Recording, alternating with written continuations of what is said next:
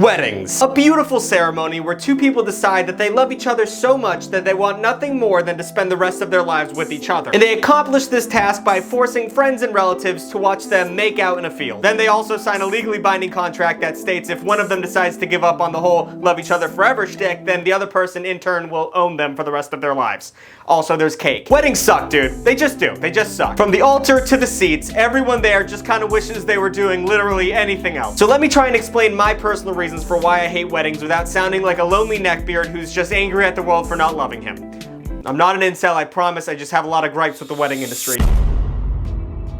So first off, let's just talk about the overarching reasons for why weddings are big dumb hour. Quick disclaimer, these are my personal opinions for why weddings suck, which means they are undisputably correct. If you disagree with any of the points I'm about to make, I would consider the fact that you are wrong and change your opinion accordingly. Number one is the dress code. Why do I gotta wear a suit? Because you're wearing a suit. That seems unfair. The only way I can visibly show respect to the ceremony is by wearing a tie. Fuck you. Suits are expensive, uncomfortable, and they make me feel like I'm my dad, and I don't like any of those things. And your options are either to buy an expensive suit or to rent an expensive suit, and then you have to go to a suit rental place where a weird man measures your penis area, and then you have to sit in that weird starchy suit for like 12 hours boiling because for some reason people like to have their weddings in the summer, and then you have to drive all the way back to the penis man and pay him and return the suit. I'm just gonna stay home. How about that? That sounds a lot better to me. Number two, there is no reason on God's green earth that a wedding should take longer than 30 minutes, in my opinion. Let me give you a breakdown on how much time is being wasted at the average wedding. You start off with an awkwardly long religious ceremony. A religion, mind you, that the bride and groom haven't thought about since middle school, but their grandma's gonna be there, and she'd be really upset if Jesus wasn't involved somehow. Then we move to the reception, which is usually in some big tent or a shitty ballroom, and you wait for the bride and groom to show up. But sadly, the married couple are off doing a poorly timed and honestly inconsiderate photo shoot for some reason. So you spend the next 45 minutes to hour and a half mingling with people who, let's be honest, in no other situation would you ever think about talking to. And then when they finally show up, all you're thinking is, oh, thank God, I can finally start drinking and eating food and forget about all the pain I'm going through right now. But actually, it's not time for that. It's time to listen to the most uncomfortable and unfunny speeches you have ever heard in your life from 12 of the bride and groom's best friends for some goddamn reason. Then after you eat and drink and have some cake, you're in the end game where you spend hours upon hours getting absolute blackout drunk to forget all the pain you went through. Or you just soberly wait for the clock to strike midnight until you can finally leave without making a social faux pas, all while trying to avoid the other alcoholics that went with option number one. Number three, most people suck, and wedding invitees are no exception. It's just a strange collection of people to have under one roof. Relatives that you haven't seen in an extremely long time and you're not even sure if you're related anymore. Then you have the close friends of the bride and groom who are gonna get way too drunk and are gonna be all around a nuisance. And they all take group pictures together even though you know half of them are never gonna be seen again after this event. Everyone is just quietly talking shit about everyone else at the party. It's just a weird vibe. Number four, we have destination weddings. I'm not gonna fully break down the concept here, but if you do these, if you have a destination wedding, just know that everybody involved hates you. And finally, number five, there are way too many cringy traditions. That is impossible to say, dude. Cringy traditions that come with this shit. A father walks the daughter down the aisle to give her away to the new man in her life. Kind of a cute visual, but it's something that carried over from the time when people would sell their daughters for a couple shekels and the best goat in the village. It's a weird thing we keep up. Then there's that whole thing where the bride wears a garter belt and sometimes they like take it off during the wedding ceremony, which is, it's just like, hey everybody, I'm gonna bang this girl. And it's so weird. Like her grandma is right there. She is right there and you're gonna take that thing off with your teeth? Oh my God. And then there's the classic throwing of the bouquet, which is just so mean. Tossing some dead flowers over your shoulders to the desperate spinsters that are just praying for a man to love them as much as that man loves you. It's just a weird flex. There's actually like a million weird ass wedding traditions, actually. I should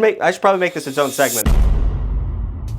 So instead of talking about our outdated Western wedding traditions that suck, instead let's talk about some cool wedding traditions that come from the rest of the world. Up first, we have the tradition of Jota Chupai from India. I did not pronounce that correct, but I couldn't find a pronunciation online. Jota Chupai, once again, I'm sorry, translates directly to the hiding of the shoes. Something I do already because my cat is addicted to chewing shoelaces and she is a bad little girl and she can be a real dick sometimes. So during the wedding reception, an Indian bride's sisters and female cousins will hide the groom's shoes. And then they demand a ransom money for the shoes to be returned, which is hilarious to me. I could possibly see this being super annoying to the bride because one, it's one of the most stressful days of a young man's life, and also you have to give money to people who showed up. But it's fun. I mean, hey, it sure beats the Catholic tradition of eating the flesh of a demigod during a wedding service, so you know, To each their own. Also, there seems to be no real historical or meaningful reason for them doing this. It's just a fun tradition, like Elf on a Shelf, I guess, but whatever. Number 2, we got the crying ritual from China, a custom upheld by the Taijia people in various parts of China. Once again, I'm so sorry, I don't know how to pronounce words. A month before the wedding, Tugg brides will cry for 1 hour every day, which is not unlike most American brides. And then 10 days later, the sisters will join in the crying ceremony, and then 10 days after that, the mother will join in and crying an hour a day, and then 10 days after that, the grandmother will join in. So just a lineage of weeping women walking around the village and just getting the vibes off. And then they all cry until the day of the wedding. So this either seems super good for mental health or super bad for mental health. Once again, this definitely might be a reflection upon my research skills, but I couldn't find a reason for why they do this. It's just something they do. I'm guessing it has something to do with back in the day being sold to a man. That seems to track, but your guess is as good as mine. I don't know why they cry so much. Maybe, you know, brings a little blush to the cheeks. And finally, we have the groom's feet beating from South Korea.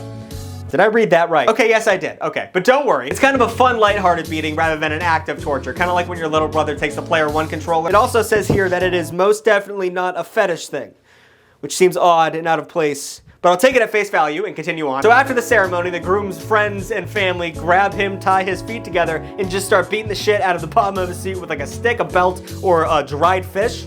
Guess they have some of those lying around in South Korea. The groom must endure the beating of people slapping its feet, all while he's answering riddles and trivia. Oh my god, that's kind of sick. I feel like this could go hard in America. If we just slightly modified bar trivia to foot beating trivia, that could pop off. Don't make it a fetish thing though. Please don't make it a fetish thing. The ritual is believed to test a groom's strength and character while also serving as a bondage experience for the newlyweds and their friends and family. Bonding experience. I didn't write that out right. Bonding experience, not bondage. Jesus Christ, lingering. Pull it together.